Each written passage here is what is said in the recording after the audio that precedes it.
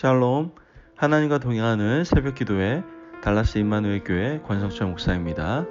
오늘도 하나님과 동행하며 풍성함을 누리시는 저와 여러분 되시길 주님의 이름으로 축복합니다. 오늘 말씀은 느헤미야 3장 1절에서 5절까지의 말씀입니다.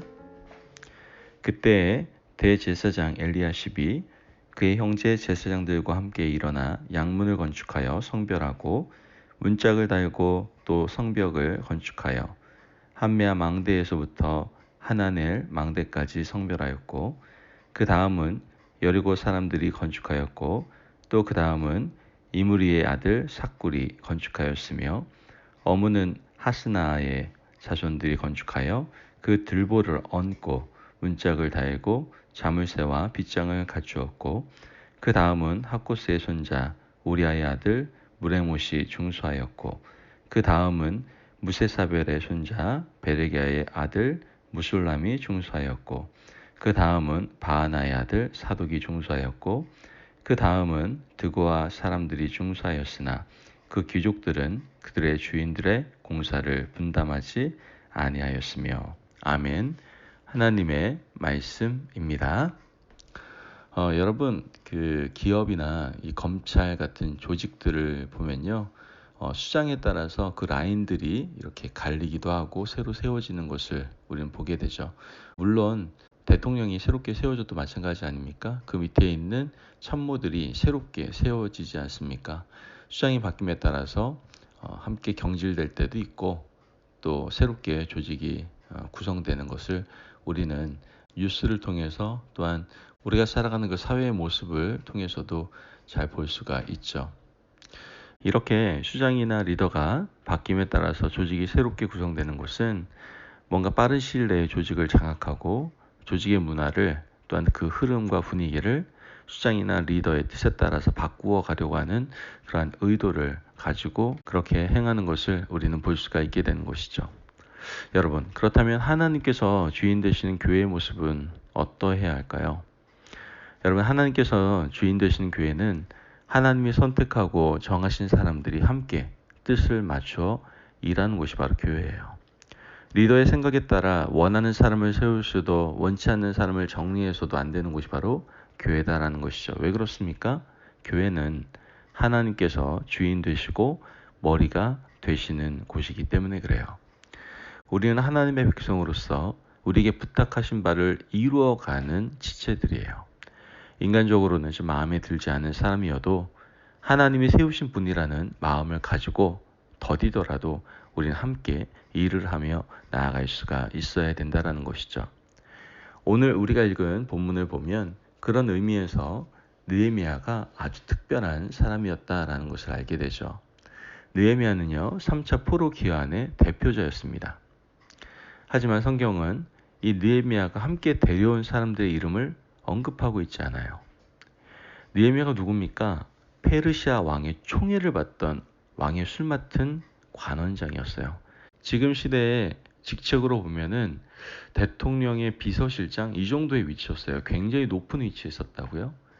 또한 느헤미야가 예루살렘으로 들어올 때 공식적인 직함이 뭐였습니까? 예루살렘의 총독이었다라는 것이죠. 예루살렘 한 도시뿐만 아니라 유다 전체를 관할하고 다스리는 총독이었다라는 거예요.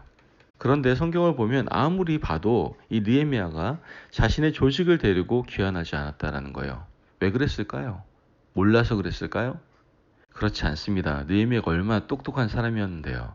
얼마나 지혜가 있고 똑똑한 사람이었으면은 그 페르시아 왕의 비서실장과 같은 술 맡은 관원장의 직책을 맡았겠습니까?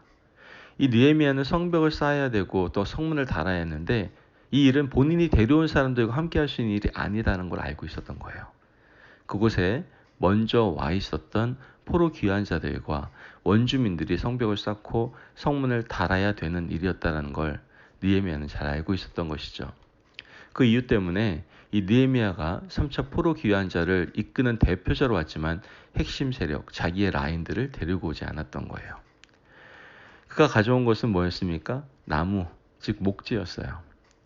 느헤미야는 왕에게 삼림 감독 아삽에게 말씀해 주셔서 필요한 나무들을 공급해달라고 부탁을 하죠. 또한 왕은 그것을 허락하고 느헤미야가 공사에 필요한 나무를 가지고 들어가게 했습니다. 느헤미야는 하나님께서 보내주신 사람들, 하나님이 그에게 허락하신 사람들과 같은 마음을 가지고 성벽을 재건하고 성문을 다는 것을 보게 됩니다. 우리가 오늘 읽은 본문에는요, 이 느헤미야와 함께 일했던 사람들이 등장을 하고 있어요. 지위 고하를 막론하고 예루살렘과 유대에 있는 지체 높은 사람들부터 평민들까지 광범위하게 언급하고 있는 것을 우리는 알 수가 있게 되는 것이죠. 1절 말씀을 보면 그때에 대제사장 엘리야십이 그의 형제 제사장들과 함께 일어나 양문을 건축하여 성별하고 문짝을 달고 또 성벽을 건축하여 한메아 망대에서부터 하나네 망대까지 성별하였고 라고 얘기합니다. 9절 말씀에 그 다음은 예루살렘 지방의 절반을 다스리는 후르의 아들 르바야가 중수하였고 라고 얘기합니다. 여러분, 예루살렘 지방의 절반을 다스리는 후르의 아들은 지체 높은 집안의 양반집 자식이라고 할 수 있어요. 이 사람이 느헤미야를 도와서 성벽을 중수하는 데 힘을 보태고 있는 것을 성경 우리에게 보여주고 있는 것이죠. 12절 말씀을 봐도 그 다음은 예루살렘 지방 절반을 다스리는 할로헤스의 아들 살룸과 그의 딸들이 중수하였고 라고 얘기합니다. 마찬가지로 예루살렘 지방 절반을 다스리는 할로헤스의 아들 살룸과 그의 딸들까지 느헤미야가 시작한 일을 도와주고 있는 것을 보게 됩니다. 어떻게 이러한 일이 가능합니까? 바로 하나님이 그들의 마음을 움직여 주셨기 때문에 가능한 일이었다는 것이죠. 제사장들이 언제 이런 일을 해본 적이 있었겠어요. 육체적 노동을 해본 일이 거의 없음에도 불구하고 하나님께서 그들의 감동을 주시니까 제사장들도 함께 일어나 힘을 더하고 지체 높은 양반의 아들과 딸들까지도 마음을 모아서 함께 일하고 있는 것을 우리는 보게 되는 것이죠. 느헤미야가 자기 사람을 데려온다고 되는 것이 아니었어요. 그곳에 있는 사람들의 마음이 움직여야, 하나님께서 그들의 마음을 움직여 주셔야만 가능한 일이었다라는 것이죠. 이렇게 높은 지체를 가진 사람들 뿐만 아니라 서민들까지 이 일에 마음을 더하고 있는 것을 보게 됩니다. 2절 말씀을 보면 그 다음은 여리고 사람들이 건축하였고 또 그 다음은 이므리의 아들 삭굴이 건축하였으며 라고 얘기하고요. 7절 말씀에 그 다음은 기브온 사람 물라디아와 메르노 사람 야논이 강서쪽 총독의 관할에 속한 기브온 사람들 및 미스바 사람들과 더불어 중수하였고 라고 얘기합니다. 5절 말씀 보면 좀 특이한 점이 발견되는데요. 5절 말씀에 그 다음은 드고아 사람들이 중수하였으나 그 귀족들은 그들의 주인들의 공사를 분담하지 아니하였으며 라고 얘기한 거 보게 됩니다. 드고아 사람들 중에 평민들은 공사하러 나왔는데 드고아의 귀족들은 공사에 참여하지 않았다는 거예요. 여러분, 굉장히 아주 특별한 현상이라고 느껴지지 않습니까? 귀족의 관할에 속해 있는 그런 평민들은 나왔는데 귀족은 정작 나오지 않았다는 얘기예요. 어떻게 이런 일이 가능했을까요? 사실 평민들은 귀족의 눈치를 볼 수밖에 없잖아요. 그들의 관할하에 있는데.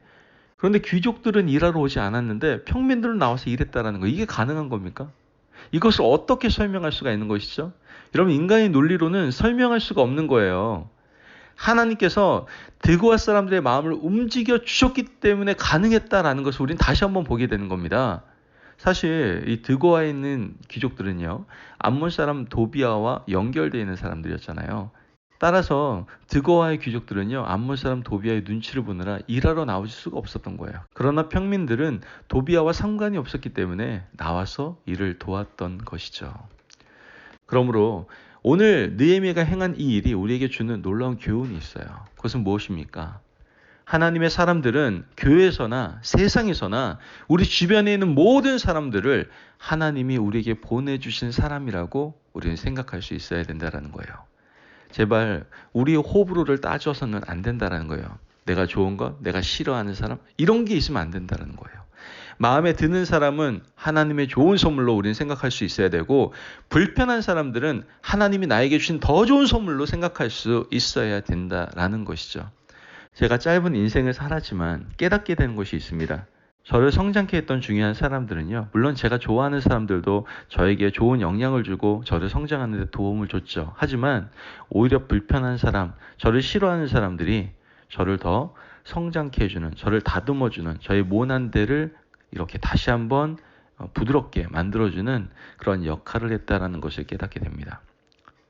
여러분, 그러므로 우리는 사람을 보지 말고요, 제발 그 사람을 보내주신 하나님의 뜻과 마음을 생각할 수 있어야 된다라는 것이죠. 여러분, 우리가 살아가면서 때로는 좀 양보하기도 하고요. 때로는 타협하기도 하고요. 설득하기도 해서 같이 무너진 성벽을 쌓아나갈 수 있어야 됩니다. 그렇게 하면서 우리의 완악함도 훈련되고 우리의 모자람도 채워지는 거예요.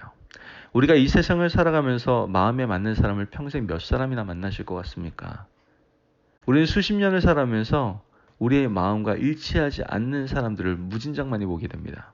그러나 그때마다 사람을 탓하고 조직을 바꾼다면 우리는 이 세상에 홀로 남을 수밖에 없을 거예요. 보다 넓은 마음을 가지고 하나님이 우리 인생의 주인이 되셔서 이 사람도 보내주시고 저 사람도 세우셨다는 그런 마음을 가지고 이제 서로 주님 안에서 아름다운 동역을 이루어갈 수 있는 저와 여러분들이 되시기를 주님의 이름으로 축복합니다. 아멘. 다시 한번 말씀드릴게요. 지금 여러분 옆에 있는 모든 사람들이 하나님께서 바로 저와 여러분을 위해서 보내주신, 또한 우리 교회를 위해서 보내주신 선물임을 잊지 마시기 바랍니다. 기도하겠습니다. 사랑이 많으신 아버지 하나님 감사합니다. 오늘도 귀한 말씀을 통해서 우리로 하여금 깨닫게 하시니 감사합니다. 하나님께서 우리의 삶 가운데 수많은 사람들을 만나게 하시고 또한 보내주신 이유는 하나님의 나라, 하나님의 뜻을 이루어 나가기 위해서 우리에게 허락하신 하나님의 선물임을 깨닫게 됩니다. 때로는 우리의 생각과 잣대와 기준으로 그 사람의 좋고 싫음을 따질 때가 참 많은 연약한 모습이 우리 가운데 있습니다. 그러나 오늘 말씀을 붙잡고 좋은 사람이든 내가 싫어하고 또 마음에 들지 않는 사람이든 모든 사람이 다 하나님께서 우리에게 보내주신 선물임을 다시 한번 깨달으며 그 사람들과 함께 손잡고 아름다운 동역을 통하여 하나님 나라를 세워가는 저희들 될 수 있도록 축복하여 주옵소서. 감사하며 예수님의 이름으로 기도합니다. 아멘. 오늘도 하나님과 동행하며 풍성함을 누리시는 저와 여러분 되시길 주님의 이름으로 축복합니다. 여러분, 우리 주위에 있는 모든 사람들, 나의 생각과 달리 그 모든 사람들은 하나님께서 우리에게 주신 선물입니다. 이 사실을 여러분들 잊지 말고 하나님께서 우리에게 보내주시는 그 선물을 우리가 더욱더 알아가며 함께 동역하여 하나님의 나라를 세워갈 수 있는 저와 여러분이 되시길 바랍니다. 말씀 안에서 승리하십시오.